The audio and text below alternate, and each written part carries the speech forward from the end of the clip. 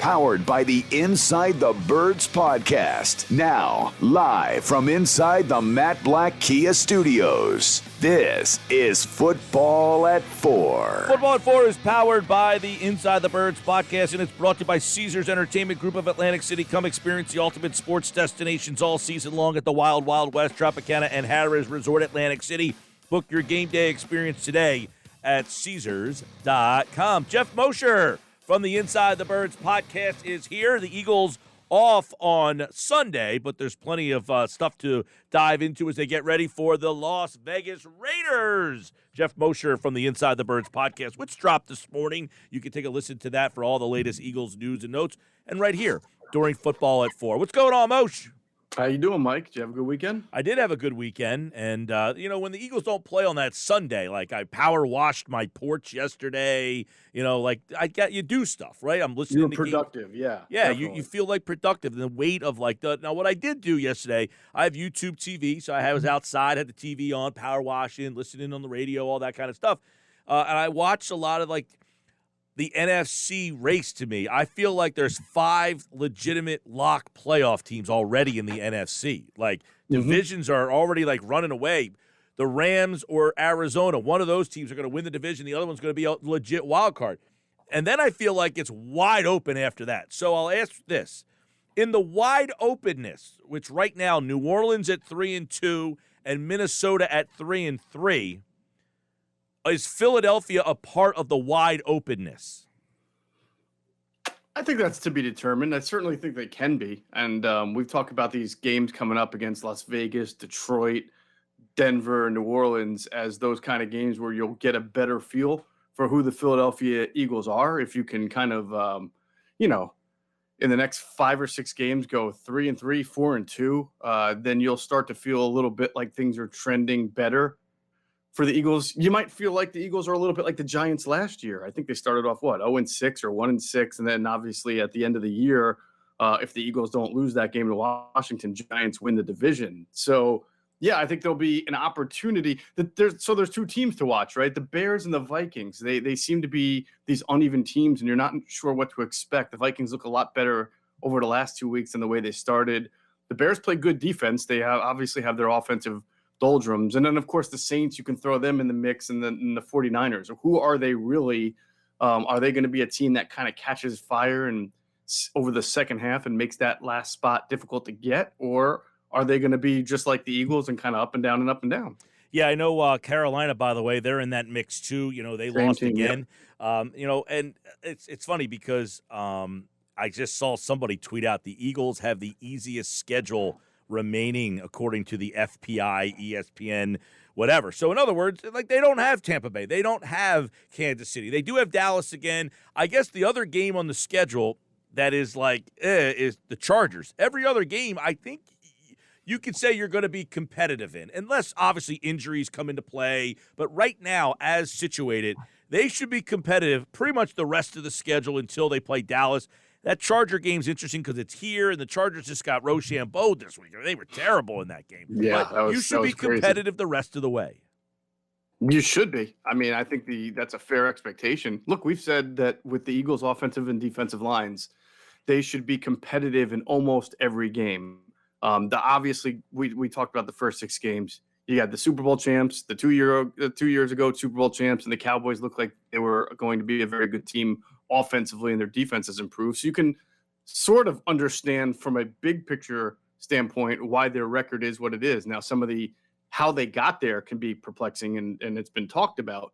But obviously, this second half of the schedule lighter, and it opens up to where they should be competitive. They have the talent to compete in almost all of these games. The Chargers one's interesting, right? Because I feel like this past weekend was an anomaly. They didn't score. They scored 6 points or something like that. I feel like in general, if you want to beat them, you're going to have to outscore them, and that could be tough for this Eagles team. But it is in Philadelphia, so that should be to their advantage, and we'll see what happens there. I think what happens, Mike, is it becomes a bigger question of, let's say they're a better team over the second half, not markedly better, but better. Let's say they win 8 or 9 games and get that last spot that you were talking about here. If you go back to last year, I I forget. I was the Bears, I think, that claimed that last spot at 8-8, and they get knocked out in the first round, and then they have turmoil in the offseason, and then they're trying to kind of rebuild here this year, and we'll see what happens. But what do you make of it if the Eagles do get to that 8-8 mark, or are you satisfied with your quarterback, your head coach, and everything going on that you only think you need to make some tweaks, or do you you have to obviously make decisions there? It's tough. Well, it's definitely different than being, say, 4-13 and having to make decisions, because at that point I think you're really at square one. Like, man, we're a lot worse than we really thought we were, right? I mean, if you end up with like a 4-win team, that means you didn't improve at all throughout this season.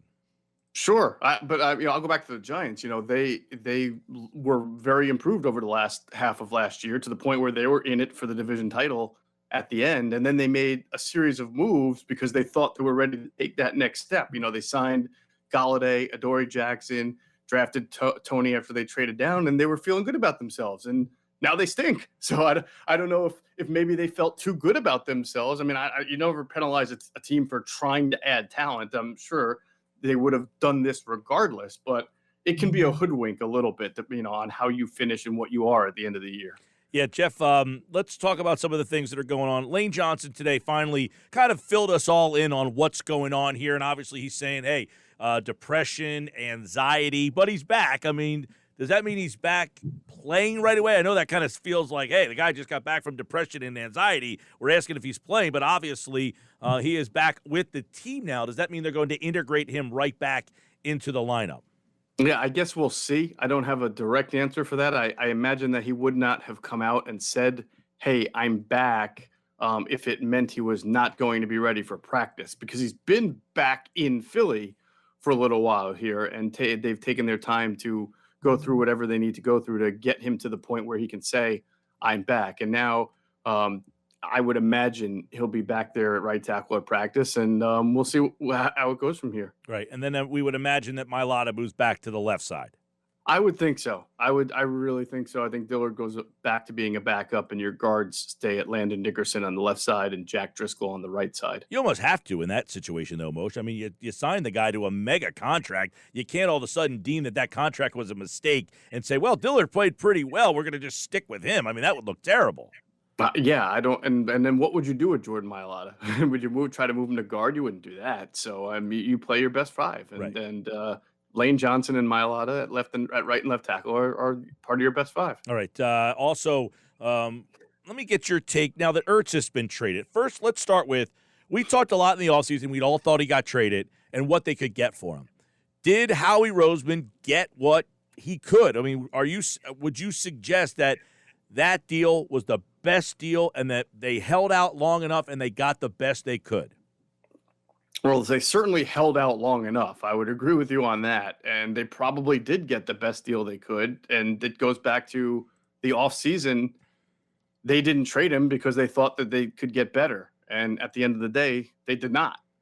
They were wrong about what they thought. And if you look at the situation, the way I look at it is I think that in their attempt to do that, they made their dynamic worse for the first 5 or 6 weeks of the year, because you had Dallas Goedert waiting to be the guy, toiling there, not getting targets, not getting catches, blocking at times when he could be running routes. And I think that held him back. I mean, I'm not going to say it's exactly like Alshon Jeffrey holding back Travis Fulgham last year, but I think that there's some similar DNA in that, and that you had a situation forced upon you that you didn't have to have. At the end of the day, I mean, geez, you could have even held on to Zach, not played him, and let him sign in the offseason and gotten yourself the same value out of the comp pick formula. So this move was made not for value, but as Howie said, to make Dallas Goedert the guy. But you had that opportunity going into the year to do that already. And I don't know why Howie felt like he was going to get something better. I don't. Right. Well, so let's they end up getting a corner in the deal and a 5th-round pick.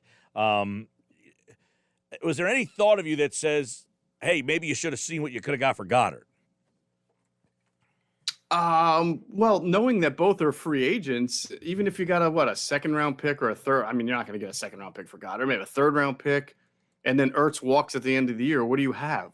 What's the value of that? I traded away Ertz. I'm sorry, I traded away Goddard. Ertz walks at the end of the year, and now I'm left with Jack Stoll, Tyree Jackson, and a bunch of picks to hope to get a player as good as Dallas Goedert.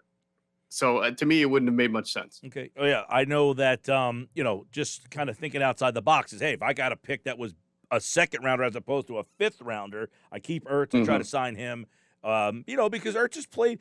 That's the problem.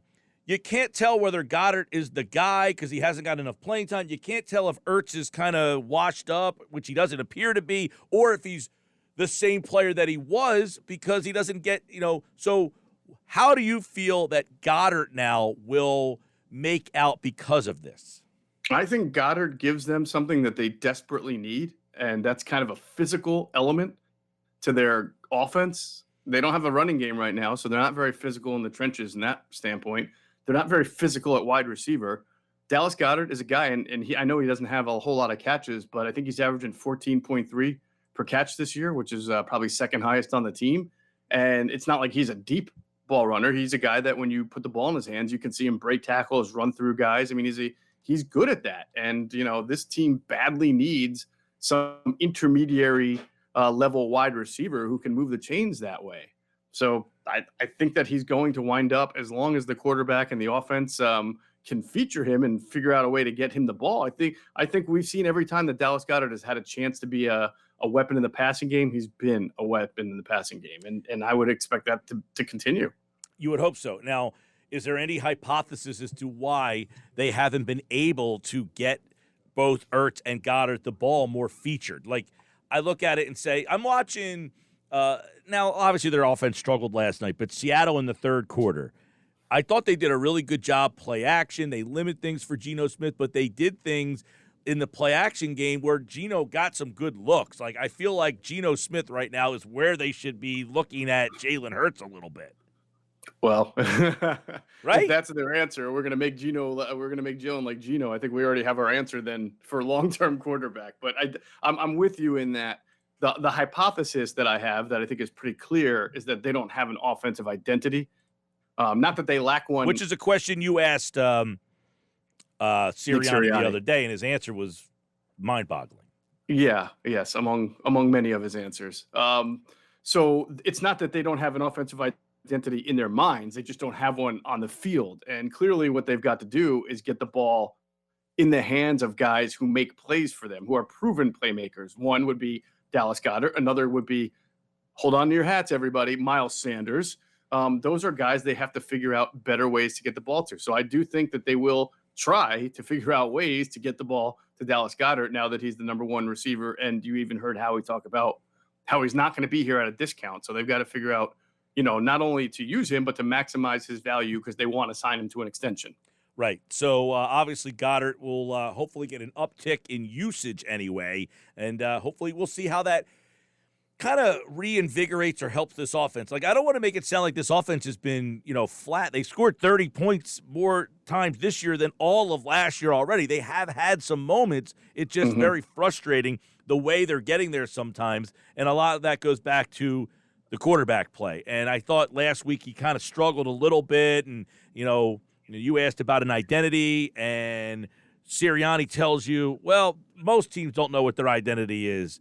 That to me is a odd answer to say, well, we don't know what our identity is or who we want to be. Yeah. It's almost to me like, well, we're trying to figure out, as we keep saying in this conversation, Mosher, we're trying to serve two masters here. We're trying to figure out who this guy is and do this at the same time. Yeah, it's funny because I had planned to ask him a different question, and Rob Motti came right before me and asked the question I wanted to ask, which was, basically what Rob was asking is, are you doing what you're doing to really you're trying to cater everything to what you think Jalen Hurts does well, and how do you weigh that versus every quarterback needs to be able to make X number of plays in the NFL from X different amount of formations. Like, you just have to be able to do that, right? And that was the question Rob was asking. And some point in that answer, Nick Sirianni said, a wise man said, you never want to go to extremes. And I almost slapped myself in the head because if this is not an extreme level of passing compared to running, then I don't know what would be. So it was kind of perplexing to hear him say that. I think, again, Nick's an over-explainer and an over-talker, so he winds up saying things that are just going to be contradictory. And right now he's just trying to shovel whatever he can to make things look better than they are, but they're not good right now. No, obviously they have been very reliant on the pass here in recent weeks. Now, defensively, let me get your take on. They obviously got out. They were in the first half anyway. They were completely overmatched. Did Gannon make adjustments, or did Tampa Bay take their foot off the gas?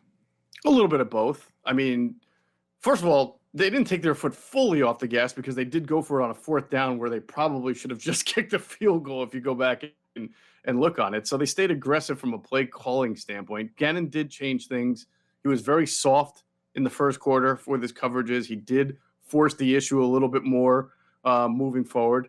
Not sure that made a ton of a difference, but you saw punts. I mean, the Bucks punted 3 or 4 times. The Eagles did have an interception. But in my mind, 28-22 is not indicative of what the score really was. The Bucks had 400 yards. The Eagles had 200 yards. So I can't sit here and say the Eagles defense was a lot better. They were just somewhat better. And when it came time to make a play, they couldn't. First, Jannard Avery with the bad penalty. And then obviously Antonio Brown makes an unbelievable catch between 2 defenders there to really kind of give them the opportunity to kneel the ball out. But so was it competitive as it looked? No. But what is the defense getting better or doing things differently? I think they are a little bit. The problem is it's the whole step forward, 2 steps back thing. They're playing. They took Eric Wilson off the field a lot, right? He's been benched. I credit them. He was one of their free agent signings, and they weren't afraid to say, "You're not doing a good job. Sit down." We sometimes see that, like Nate Gary last year, a coaching staff will not sit a guy down when he's not playing well, and he had to get injured for him to lose his job. But then you're playing Davion Taylor more, which is great because he needs the experience. But just going back and watching the film, like Brady was licking his chops to throw at Davion Taylor's side. He knew this guy did not play a lot of football, and he threw at his side of the field quite often there. So that's part of the growing pains. I want to get. I know you guys on Inside the Birds. You had the sourced. Look at the tape here, and what are the Eagles? I mean, are they like with Jalen Hurts?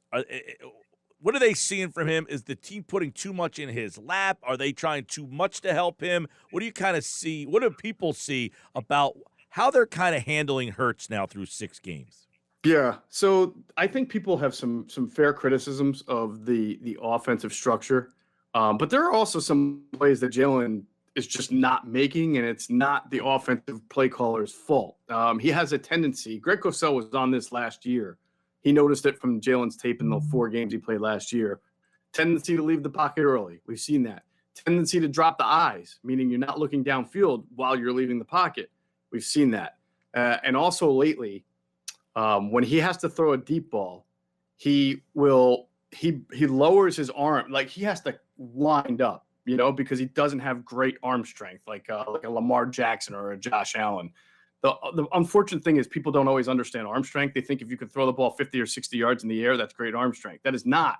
Almost every quarterback in the NFL can do that. Russell Wilson can do that, right? And he doesn't have the strongest arm. But Russell Wilson will throw that deep ball so well because he'll throw it before his wide receivers are even open, knowing that they're going to be open. So it's the timing of that. And Jalen has to be better with his timing and anticipation in absence of being able to just flick it and throw a frozen rope 50 to 60 yards. And that's why you saw on the deep balls to Rieger, he's dropping his hands instead of keeping them up and releasing immediately. And that a second and a half, Mike, allows the coverage to catch up to the throw. And in those cases, at least Jalen got the DPI out of it, but we've seen in other cases where the ball's just been broken up or picked off. Now, you mentioned defensive pass interference. Rieger drew 2. Is that something? Is that development? I mean, is that just him running down the field? The ball was thrown up. Because when you draw, that's a skill drawing interference penalties. And I don't know, did they try to take some shots down the field with him with that vein? Yeah, and they've been trying to do that at times this year. I mean, he is one of the few guys they have that can just take a top off a defense with pure speed. So he's there for that reason. I still think that they need to manufacture touches for him as far as end around screens, good screens, high-low patterns, working the middle of the field. and they're not doing that as much. Or sometimes they are. I'm not saying Nick's not. Sometimes they are, and again, Jalen not seeing it. By the way, one thing I wonder with Jalen, I want to ask around about this, and next time I talk to you, I'll get a good feel. I feel like he definitely has the tendency to backpedal when the pressure comes in through the middle on him.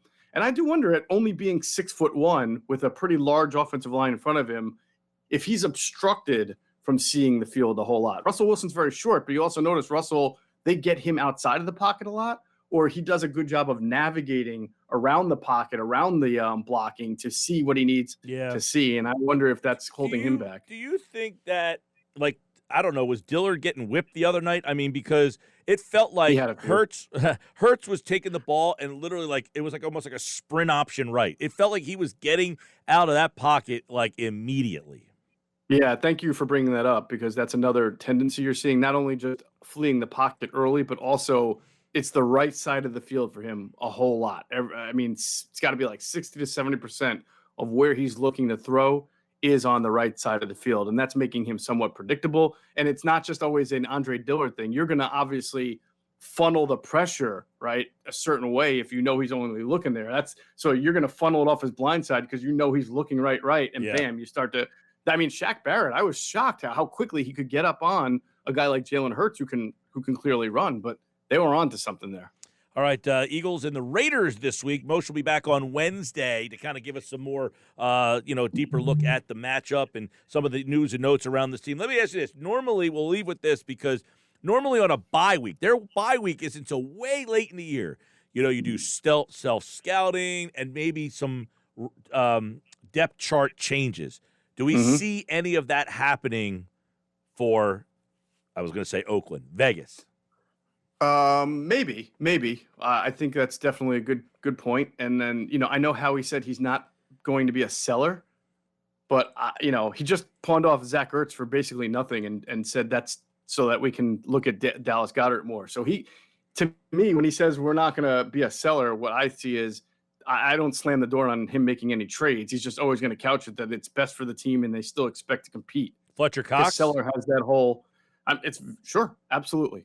Any veteran, who you don't think might be here next year or past, or somebody you can get value for, I absolutely think. And he will, if he were to trade Fletcher Cox, he'll still tell you, hey, we have Javon Hargrave playing really well. In the second year of a third-year deal, we're going to have to extend him. We're going to get some more time for Milton Williams. We're going to do a few things differently. It's going to be better for our scheme. He'll never say it's a seller move, because that means like you're giving up, and he's not going to relent that. All right, that's something to keep an eye on, because there's a lot of veterans. You got Lane Johnson, who obviously has a murky situation to then try to trade him, but he would be a veteran player. Brandon Brooks is hurt, so I guess he's out of the mix. Maybe Derek Barnett, because of all the penalties. You just say, all right, get out and see what we can get you. There's a lot of interesting names that could be interesting for other teams with how this team is set up right now. 2-4. And, of course, the Raiders on Sunday, right here on 97.3 ESPN. Geoff Mosher, the Inside the Birds podcast is out. Check that out at Inside Birds on Twitter. All right, Moshe. All right, Mike. Have a good one. All right, Geoff Mosher's back on Wednesday from the Inside the Birds podcast in the Football at 4 here on the Sports Bash. It's brought to you by Caesars Entertainment Group of Atlantic City. Come experience the ultimate sports destination all season long. Wild Wild West, Tropicana, Harrah's Resort Atlantic City. Book your game day experience today at Caesars.com. Moshe is back on Wednesday. Andrew DeCecco's here tomorrow.